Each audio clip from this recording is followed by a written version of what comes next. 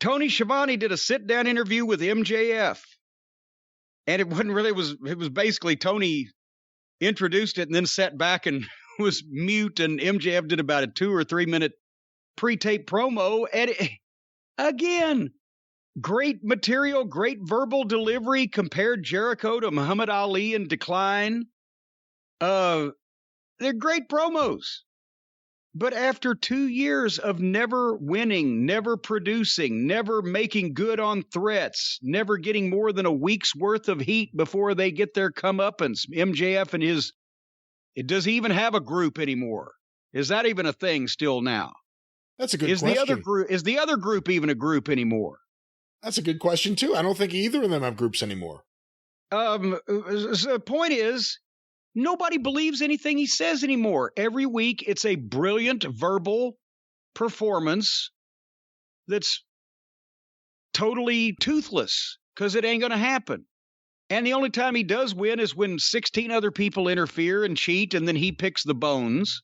He's never done anything on his own. He's never even done anything like a traditional heel would do by cheating by himself. And Jericho, later on in his interview, which we'll get to in a second, he mentions that MJF has beaten him 3 times.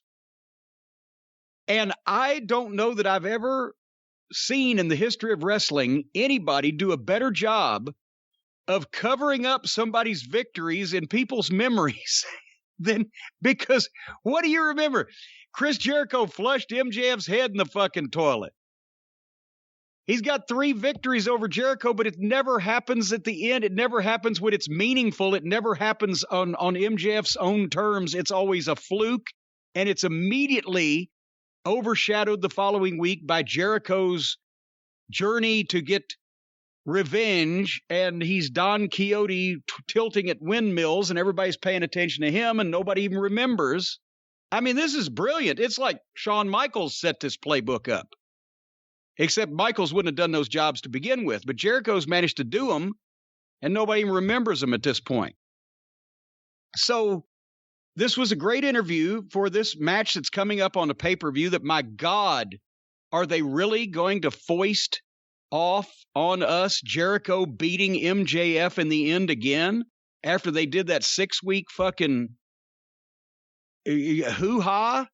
To make him, to supposedly get MJF over and put heat on him and give Jericho an out that he won all the other challenges, but he lost against MJF, that no good prick. Oh, but wait, there's more. I'm going to come back next month and I'll beat him. Because if he don't beat him, then there's no reason to have this match. MJF just tapped Jericho out. So why would they have another match unless Jericho's going to get his win back? If I'm wrong, then we've got to sit and listen to Jericho scream on commentary at a 5-man booth every week. But that's the gist of this, is not that Jericho will leave the company in shame if he loses. He'll just start doing color. So he'll get the same amount of money and doesn't have to get beat up. Maybe he'll throw the match. He'd be better doing the commentary. No, I'm saying better for him.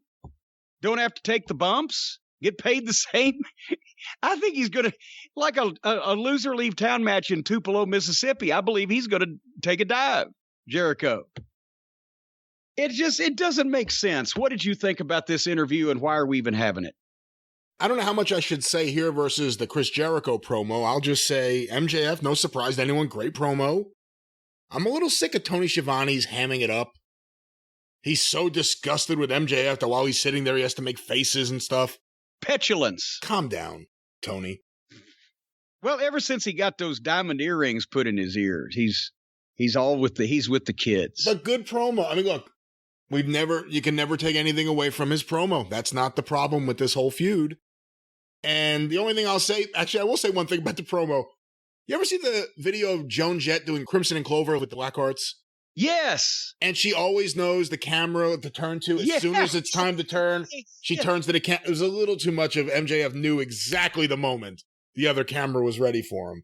Yeah. Too smooth for me. Well, if you're following the tally lights, there's a bit of a lag, but he was starting to do the turn before the camera was switching, which indicates he's got a floor director giving him the signal. So, and that indicates that the crew is working with him. Yeah. I see what you're saying. But look, fantastic promo. Can't take anything away from his promo. We'll save that for taking things away from his pay-per-view match.